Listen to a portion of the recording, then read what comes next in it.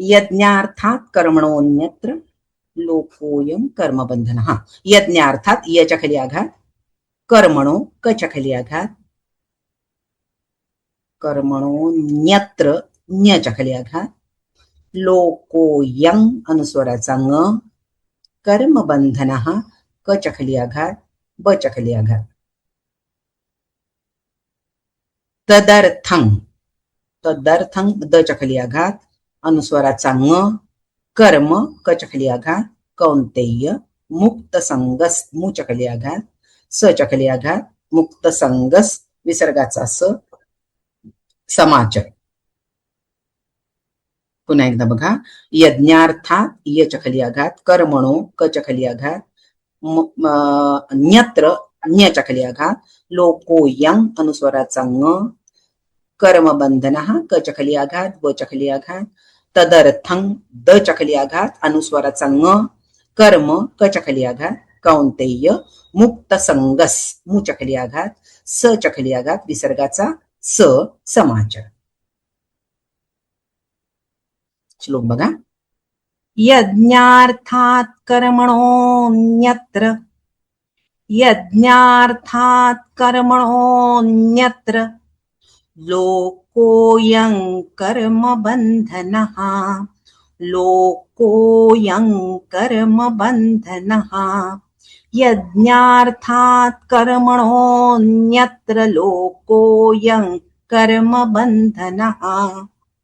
तदर्थं कर्म कौन्तेय, तदर्थं कर्म कौन्तेय मुक्तसंगः समाचर, मुक्तसंगः समाचर. तदर्थं कर्म कौन्तेय मुक्तसंगः समाचर. यज्ञार्थात कर्मणोन्यत्र लोकोयं कर्मबन्धनः. तदर्थं कर्म कौन्तेय मुक्तसंगः समाचर. गीताई बघा. यज्ञार्थ कर्म सोडूनी लोकः बांधिला असे, यज्ञार्थ आचरी कर्म अर्जुना मुक्त संगतू. यज्ञार्थात कर्मणः अन्यत्र अयम लोकः कर्मबंधनः. म्हणजे यज्ञार्थात कर्मणा, यज्ञाच्या हेतूनी केलेल्या कर्माव्यतिरिक्त अन्यत्र, म्हणजे कर्माव्यतिरिक्त अन्य कर्म, अयम लोकः कर्मबंधनात, या अन्यत्र कर्मात गुंतलेला मनुष्य काय होतो, कर्मबंधनात अडकतो, कर्मबंधनात सापडतो. यज्ञाच्या हेतूनी केलेल्या कर्माच्या व्यतिरिक्त जी अन्य कर्म केली जातात त्या अन्य कर्मात गुंतलेला मनुष्य काय होतो, कर्मबंधनात सापडतो. म्हणून हे कौंतेय मुक्त संगः तदर्थं कर्म समाचर. म्हणून हे अर्जुना, तू आसक्ती सोडून, मुक्त संग म्हणजेच काय, आसक्ती सोडून अनासक्त होऊन तदर्थं कर्म समाचर, तू यज्ञासाठी चांगल्या प्रकारे कर्म कर. म्हणजेच काय, अनासक्त होऊन आपलं कर्तव्य कर्म कर. आता मग आतापर्यंत भगवंत जे जे मागच्या 8 श्लोकांमध्ये सांगितलंय ना, तेच पुन्हा इथं थोडंसं विस्तारपूर्वक भगवंत सांगतात. आता ही यज्ञ हीच कल्पना तुम्ही बघा, गीतेमध्ये अनेक वेळा ही यज्ञ ही संकल्पना येते, कारण त्या काळामध्ये यज्ञ या गोष्टीचं खूप महत्व होतं. मग आता फक्त यज्ञ म्हटल्यानंतर ती क्रिया नाहीये. यज्ञ म्हटलं की आपल्या डोळ्यासमोर जी फक्त क्रिया, की होम हवन करायचं आणि ते सगळं त्याला करता पाहिजे, मग ते देवाला कुठल्या देवाचा यज्ञ केला. तर यज्ञ ही कल्पना किती प्रकारे वापरली जाते, त्याच्या मागचा उद्देश काय तो महत्वाचा आहे. म्हणून बघा, यज्ञ, यज्ञ या शब्दामध्ये यज हा धातू आहे, तर याच्यावरून या शब्दाचे 3 अर्थ झाले. कसा वापरला यज्ञ, यज, आणि म्हणजेच काय, की देवपूजा, संगीतीकरण आणि दान, या 3ही गोष्टी या यज्ञ मध्ये, म्हणजे या 3ही गोष्टी, या 3 भूमिका म्हणा, तर त्या 3ही गोष्टी यज्ञ या संकल्पनेमध्ये येतात. माधवानंदांनी असा अर्थ लावलाय त्याचा, की अशा प्रकारे मग आता यज्ञ, देवपूजा, संगतीकरण आणि दान म्हणजेच काय, तर देवपूजा कशासाठी आपण करतो, तर ती उपासना, ईश्वर प्राप्तीसाठी जी उपासना केली जाते, मग ती कशी केली जाते, भावनेने केली जाते ना. म्हणजे अशा प्रकारची भावना की त्या कर्मामध्ये असली पाहिजे, की जणू काही मी देवाची पूजा करतो आहे. ही त्या म्हणजे ही असं त्या ही भूमिका आहे. कशामध्ये? जेव्हा तुम्ही यज्ञ कर्म म्हणता ना, त्याच्यामध्ये ही भूमिका असली पाहिजे. जे कर्म करता त्या कर्माची भूमिका ही असली पाहिजे की देवपूजा. त्यामध्ये जो भाव आहे ना तो असला पाहिजे. आणि संगतीकरण म्हणजे काय? की कोणतीही चांगली गोष्ट सुसंगतपणे करून चांगलीच करण्याचा प्रयत्न. म्हणजे मी जे करीन ते चांगलंच करीन, हा जो भाव आहे ना त्याला म्हणतात संगतीकरण. मग अशा प्रकारे तुम्ही कर्म केलं पाहिजे की मी ते चांगलंच करीन, कसं तरी करून टाकणार नाहीये, हा भाव त्या यज्ञ कर्मात आला पाहिजे. आणि तिसरं सांगितलं दान. अशी भावना असली पाहिजे, कुठली अपेक्षा नाही. म्हणजे मी जेव्हा ते कर्म करीन त्याच्यामध्ये कुठलीही माझी स्वार्थबुद्धी असता कामा नये, कुठली कामना असता कामा नये. मी मदत इतरांसाठी म्हणून ते कर्म करणार आहे. अशा तीनही भूमिका जेव्हा त्या कर्मात येतात ना, तेव्हा त्याला म्हणायचं यज्ञार्थ कर्म. नुसती यज्ञ कर्म यज्ञच केल्यासारखं कर्म नाहीये. ही सगळी भूमिका त्याच्यामध्ये असेल तर तो, म्हणून मग तो आपल्याकडे असं म्हटलंय श्रुतीमध्ये, यज्ञो वै विष्णू. म्हणजे काय? तो विष्णू, यज्ञ विष्णू रूपच आहे, पण कधी होईल या भूमिका त्याच्यात असल्या पाहिजे. तर तो यज्ञ विष्णू रूप आहे. सगळं कर्म भगवंतासाठी आहे, लोकांसाठी, म्हणजे समाजासाठी आहे, राष्ट्रासाठी आहे. तुम्ही अगदी देव ही संकल्पना धरू नका. याच्यामध्ये ही सगळी कर्म कशी आहेत? ही यज्ञार्थच कर्म आहे. मला माझ्या वाट्याला आलेले जे कर्तव्य कर्म आहे ना, ते देवाचंच काम आहे. या भावनेने करा. मी कोण आहे? मी निमित्त मात्र आहे. भगवंत माझ्याकडून करवून घेता आहेत, या भावनेने ते कर्म करायचं. आणि असं कर्म करायचं की ज्याच्यामुळे इतरांना सहाय्य होईल. म्हणजे परोपकार हा भाव असला पाहिजे, ही भावना असली पाहिजे दुसऱ्याच्या सुखाचा. म्हणजे दान कर्म सुद्धा कसं पायरी पायरीने श्रेष्ठ होतं बघा. दान केलं म्हणजे दुसऱ्याला दिलं, हा भाव आहे. पण कधी कधी दान इतक्या वरच्या पातळीवर जातं की अशा वेळेला स्वतःचं सुख बाजूला ठेवून इतरांच्या सुखाचा विचार करून कर्म करणं, ते इतक्या वरच्या पातळीवर जेव्हा ते कर्म होतं ना, तेव्हा ते कसं आहे, ते दान हा जो भाव आहे तो त्याच्यामध्ये त्या यज्ञ कर्मामध्ये येतो. असं ते दान, मग ते यज्ञ कर्म होतं. तर उदाहरणार्थ ती गोष्ट तुम्हाला माहिती आहे, मुंगसाची कथा महाभारतात आलेली आहे. की ते एक धर्मराजाने जेव्हा राजसूय यज्ञ केला, तेव्हा ते तिथं ते एक मुंगूस आलं आणि ते माणसाच्या वाणीमध्ये धर्मराजाशी बोलायला लागलं. धर्मराजाला राजसूय यज्ञ केल्यावर मनामध्ये, म्हणजे हे काही बोलून दाखवण्याची गोष्ट नाही, अहंकार निर्माण झाला त्याच्याकडे, की आपल्याकडून हजारो लोक त्या यज्ञामध्ये, राजसूय यज्ञामध्ये जेवून जात होती, तृप्त होऊन जात होती. हजारो लोकांना दान दिलं जात होतं. आणि हे सगळं पाहता पाहता धर्मराजाच्या मनात असा विचार आला की माझ्याकडून केवढं मोठं पुण्यकर्म होत आहे. असा विचार मनात येत असतानाच ते मुंगूस तिथं आलं. आणि ते मुंगूस त्याच्या सगळे जेवण झाल्यानंतर तिथं जे उष्ट चाललं होतं तिथे ते लोळत होतं. आणि ते सगळं त्याचं ते सगळं असं लोळणं बघून धर्मराजाने उत्सुकतेने त्याला विचारलं, तू हे असं का करतोयस? तर त्यांनी तेव्हा ते सांगितलं की अरे, मला असं वाटलं की तू एवढा मोठा राजसूय यज्ञ केला आहेस, इतकं मोठं दान कर्म तुझ्या हातून झालंय, तर तिथं लोळल्यानंतर माझं जे अर्ध अंग सोन्याचं आहे तर उरलेलं अंग सोन्याचं होईल, म्हणून या विचाराने मी इथं आलेलो आहे. पण माझं उरलेलं अंग काही सोन्याचं झालं नाही. याचा अर्थ तुझं काम, तुझं दान किंवा तुझा हा राजसूय यज्ञ तितक्या लेवलचा झाला नाही. मग उत्सुकतेने धर्मराजाने विचारलं की तुझं जे अर्ध अंग सोन्याचं झालं ते कुठे झालं? कशामुळे तुझं हे इतक्या मोठ्या तोलाचं कर्म कुठे झालं की ज्याच्यामुळे तुझं अर्ध अंग सोन्याचं झालं? मग त्यांनी गोष्ट अशी सांगितली की एका ठिकाणी मी गेलो होतो, तिथे कुटुंब होतं, अत्यंत दरिद्र, म्हणजे दारिद्र्य होतं, 18 विश्व दारिद्र्याने पिडलेलंच होतं. खूप दिवस उपाशी कुटुंब होतं आणि त्यांना भिक्षा मिळाली खूप दिवसांनी, आणि भिक्षेमध्ये सातूचं पीठ मिळालं आणि पीठ खाऊन ते कुटुंब उपवास सोडणार होतं. आता आपल्याकडची पद्धत आहे ना की त्याच जर याचक दारात आला तर काय करायचं, आधी त्याला बोलवायचं आणि आपल्याजवळ असलेलं आपल्याबरोबर त्याला जेवणात सामील करायचं. तेच त्या कुटुंबाने केलं. मी पण खूप म्हणजे उपाशी होतो, मी त्यांच्याकडे गेलो आणि मग अन्नाची मागणी केली. पण ते मुळातच दरिद्री, पण त्यांना मिळालं होतं सातूचं पीठ. मग त्यांनी काय केलं, प्रत्येकाने आपला वाटा मला देऊ केला. आधी मुलांनी दिला तरी माझं पोट भरलं नाही, मग बायकोनी दिला तरी माझं पोट भरलं नाही, मग म्हणजे गृहस्थानी दिला. अशा प्रकारे ते खाऊन मी तृप्त झालो आणि मग माझं अंग सोन्याचं झालं. म्हणजे जे दारिद्र्याने पिडलेले आहेत, ज्यांना खूप दिवस अन्न मिळालं नाही, त्यांनी अतिशय आनंदाने आपल्या वाट्याला आलेलं अन्न मला दिलं. हे केवढं मोठं पुण्यकर्म आहे. त्या मानाने तुझं कर्म काहीच नाही. म्हणजे दान सुद्धा किती प्रकारे श्रेष्ठ होऊ शकतं याच्यासाठी सांगितलं.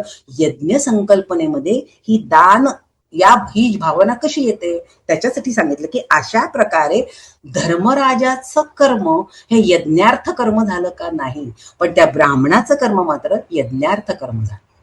असं म्हणून भगवंत काय म्हणतात की हे अशा प्रकारे जेव्हा कर्म केलं जातं तर ते यज्ञ कर्म होतं. आणि इतर कर्म, आता यज्ञार्थ आपल्याकडे बघा, गृहस्थाश्रम हा सर्व आश्रमांमध्ये श्रेष्ठ मानला जातो. का?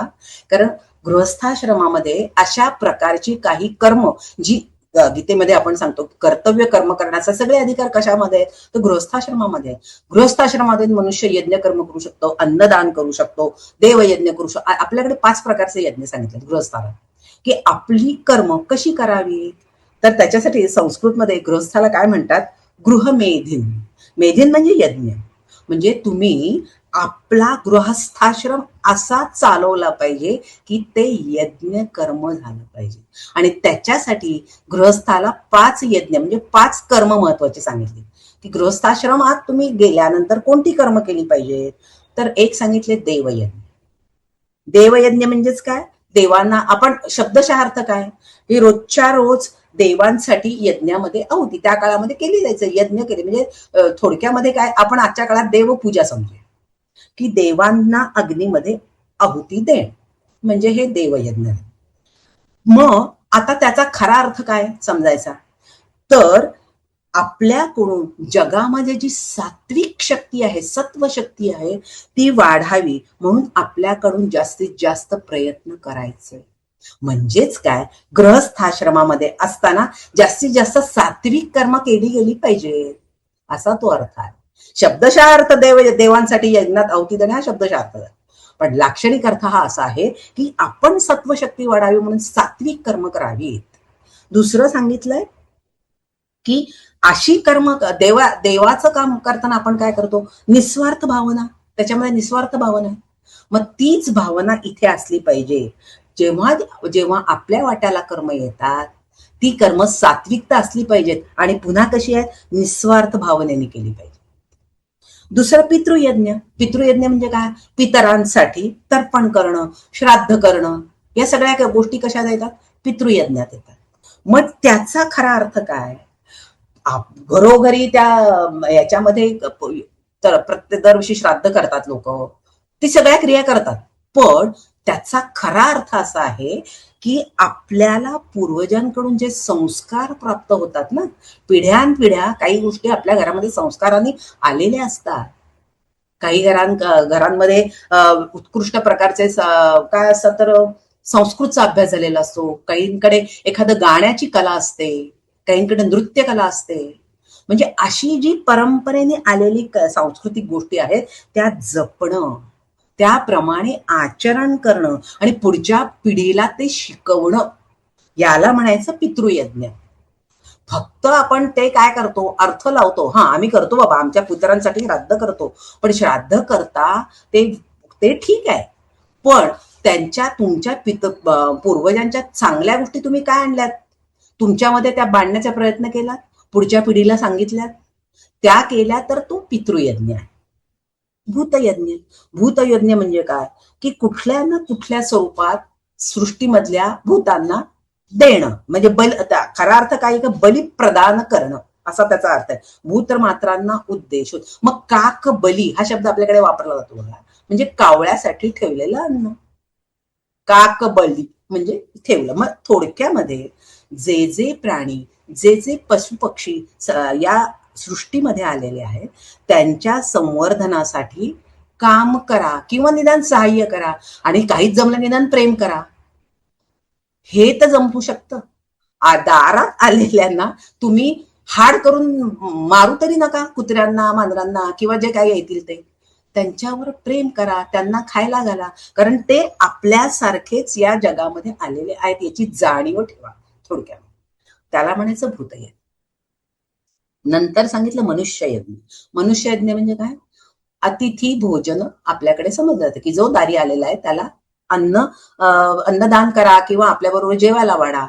तर हे आपल्याकडे अनेक वर्ष, म्हणजे ही सगळी परंपरा आपल्याकडे अनेक वर्ष होती. आपल्याकडे मी मागे एकदा सांगितलं की मधुकरी मागणारे विद्यार्थी जे असायचे, कारण त्या काळात होते की माधुकरी मागायचे आणि आपलं शिक्षण करायचं.